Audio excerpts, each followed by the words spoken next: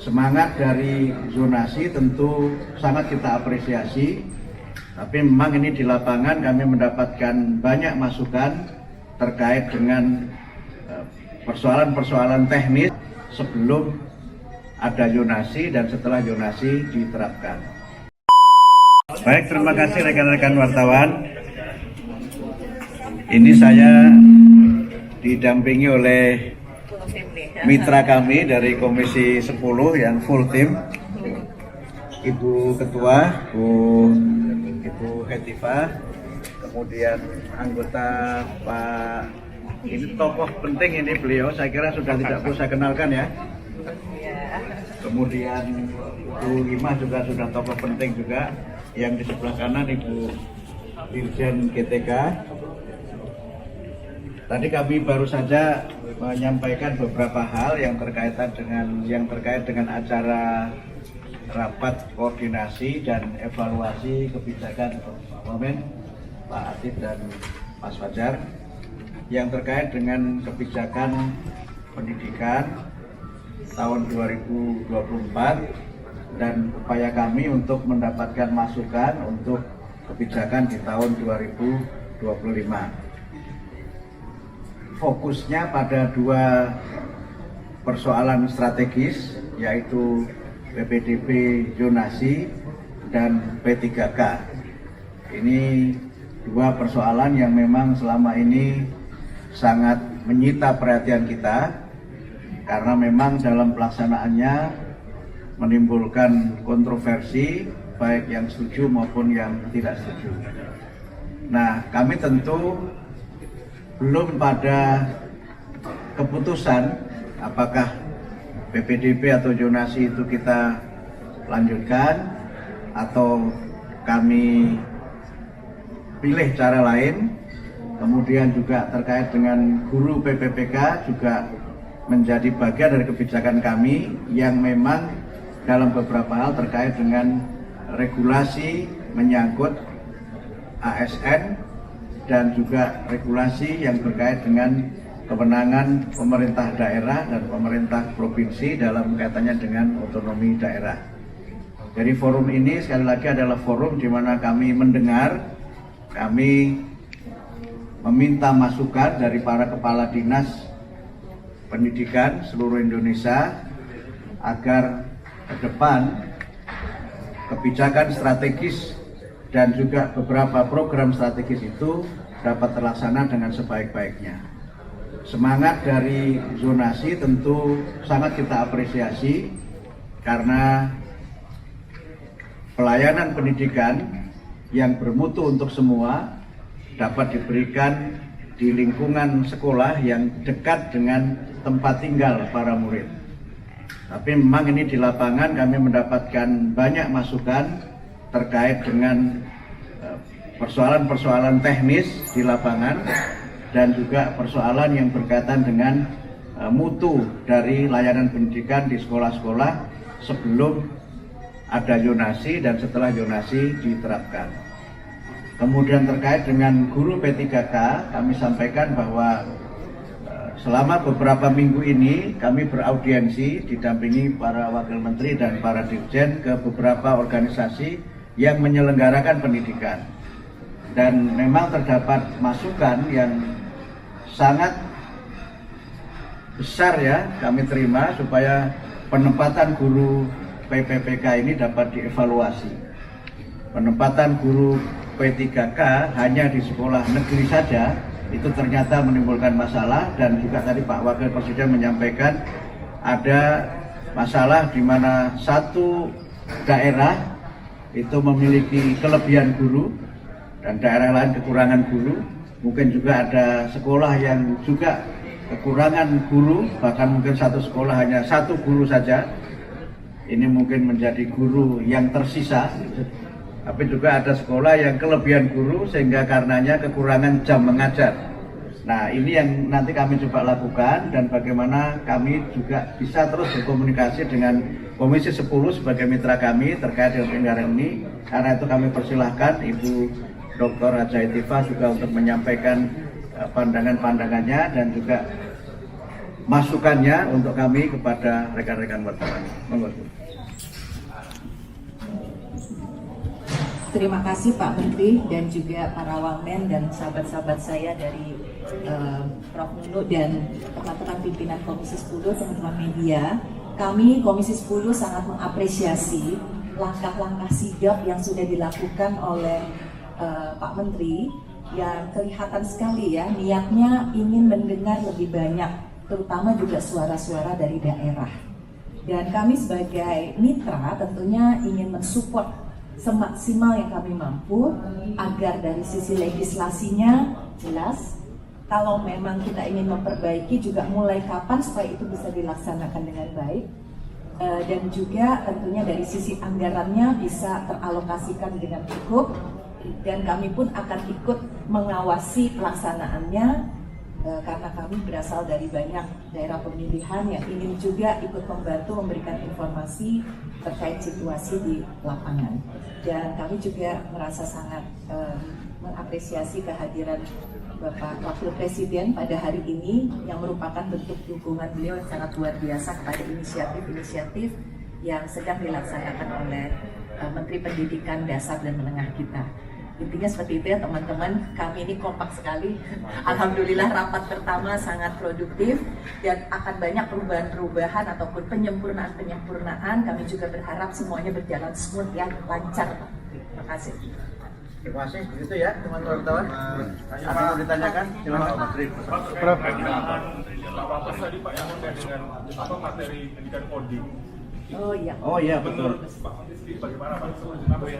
Oh iya baik, terima kasih. Ini saya sekalian sampaikan bocoran juga. Tapi kayaknya bocor resmi, bukan bocor halus atau info lain. Jadi waktu kami bertemu dengan Bapak Wakil Presiden, memang beliau menyampaikan pentingnya coding ini diajarkan.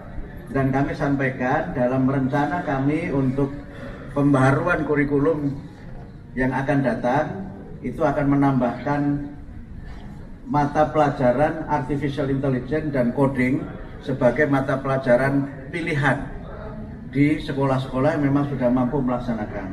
Kenapa pilihan? Karena memang itu membutuhkan alat-alat yang canggih, ya, sarana internet yang juga harus bagus, dan belum seluruh sekolah kita ini memiliki sarana itu. Sehingga nanti sifatnya masih pilihan, dan mudah-mudahan ini bisa menjawab program dari Pak Presiden juga tentang digitalisasi sebagai upaya kita untuk meningkatkan kualitas pendidikan dan menyiapkan generasi kita ini untuk lebih bisa bersaing di dunia global dengan terutama dua kemampuan ini. Selain yang lainnya tentu saja adalah Artificial Intelligence dan Coding. Prof, tadi sempat disinggung tentang Undang-Undang Perlindungan Guru oleh Pak Wapres. Tanggapannya seperti apa? Mungkin dari DPR juga akan mendapatkan. Ya, yang jelas begini, nanti lengkapnya oleh Ibu Hetifah, Ketua Komisi 10. Di Undang-Undang Guru dan Dosen pasal 39 itu sebenarnya sudah ada penjelasan, kalau tidak salah ada 6 ayat yang menjelaskan tentang bagaimana perlindungan guru baik dalam mereka bekerja, kemudian terkait dengan profesinya, keamanannya dan sebagainya. Dan sudah ada turunan lagi aturan yang lain, mungkin nanti Bu Dirjen silahkan disampaikan. Tetapi kalau memang dirasa masih perlu, nah mungkin nanti silahkan Ibu Ketua Komisi 10 menyampaikan, ditambah nanti oleh Ibu Dirjen. Untuk kami di DPR sendiri tentunya sangat terbuka kepada masukan inisiatif dari pemerintah.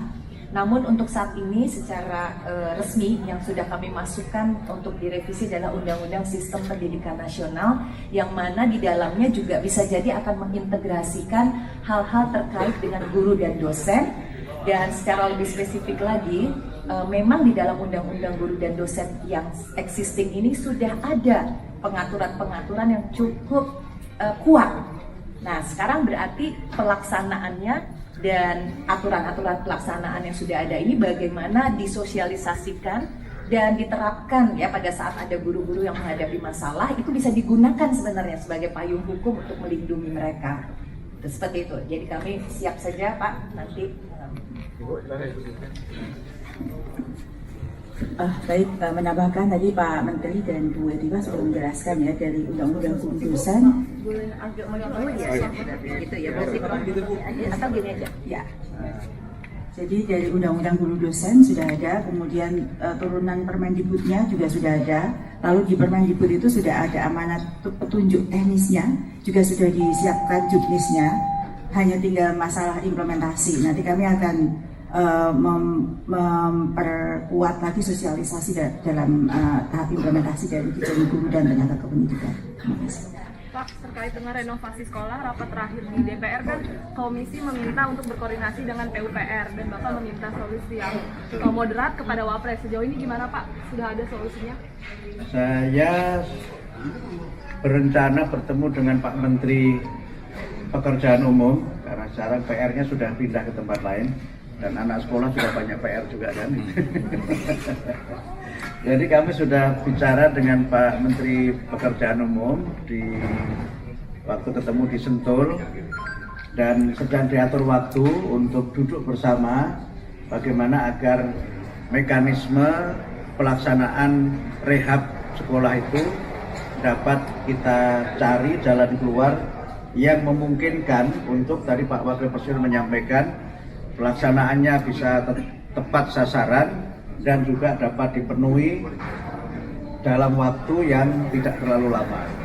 Karena itu juga termasuk program prioritas dari Bapak Presiden. Selama ini evaluasi sementara ketika masih dilaksanakan oleh Menteri PUPR itu salah satu kendalanya adalah pelaksanaannya tidak bisa cepat karena hanya melalui satu kementerian. Kalau misalnya nanti bisa dicari jalan keluarnya, misalnya waktu kami sampaikan kepada Pak Wakil Presiden waktu bertemu itu bisa double track, maka bisa PU juga melaksanakan, kami juga melaksanakan.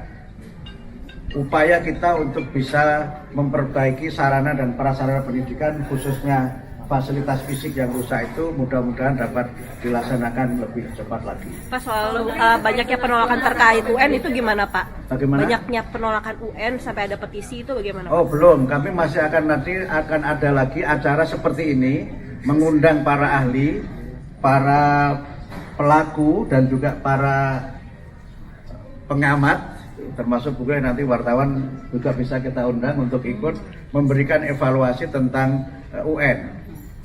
Ini memang juga menjadi isu yang cukup mengemuka dan sekali lagi sebulan ini kami ingin menjadi pendengar yang baik sebelum mengambil keputusan. Termasuk mendengar zonasi juga, Prof? Ya, soal zonasi juga nanti kami akan ambil keputusan juga soal itu. Dan pesannya Pak Presiden kan memang ojo ke susu. Ojo ke susu itu bahasa Indonesia. Jangan tergesa-gesa, jangan terburu-buru. Kita dengarkan semuanya, kita kaji dengan seksama. Mudah-mudahan nanti kita bisa ambil kebijakan yang terbaik sehingga sekali lagi visi kami pendidikan bermutu untuk semua ini juga menjadi bagian dari layanan yang juga berlangsung dengan baik di lapangan. Soal tadi nanti anggarannya berapa, saya kira sudah ada anggarannya di tahun 2024 sudah diputuskan, kita laksanakan 2025. Tinggal teknisnya nanti kami akan bicara dengan Pak Menteri Keuangan, Pak Menteri PU Pekerjaan Umum dan juga dengan Ibu Menteri Keuangan karena memang sebagian juga dananya ada di Menteri Keuangan. Prof, mengenai matematika yang masuk TK gimana Prof nanti? Oh itu sudah keputusan, tinggal nanti teknis pelaksanaannya saja sehingga bahkan kami juga sudah mencoba untuk menyiapkan platform untuk pembelajaran matematika di TK dan sekolah dasar. Dari masuk dalam kurikulum tahun ini Prof atau mulai kapan yang di TK itu? Kan memang literasi numerasi itu kan sudah menjadi bagian dari materi yang diajarkan kan sejak dini itu. Tinggal nanti persoalannya adalah bagaimana teknis mengajarnya.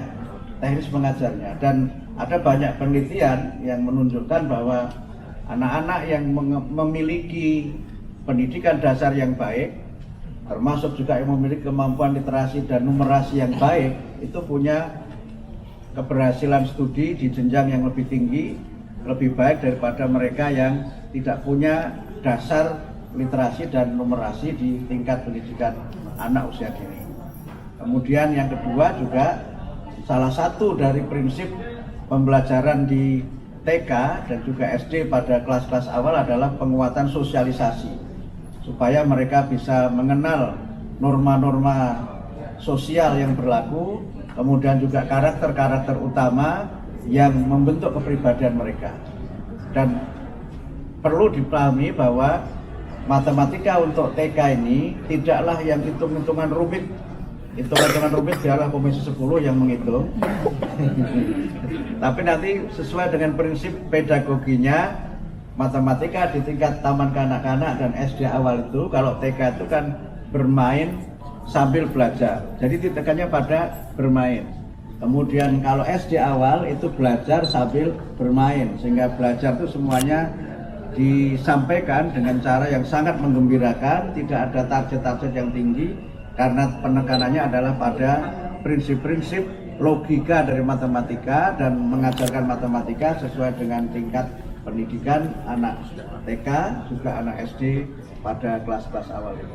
Prof, keputusan final soal zonasi ini paling lambat nanti akan disampaikan. Belum. Saya kira itu belum akan kita ambil karena sesuai dengan arahan Pak Presiden, ojo kesusu, jangan tergesa-gesa. Sip, terima kasih teman-teman. Terima kasih ya. Silakan Pak Menteri untuk kembali.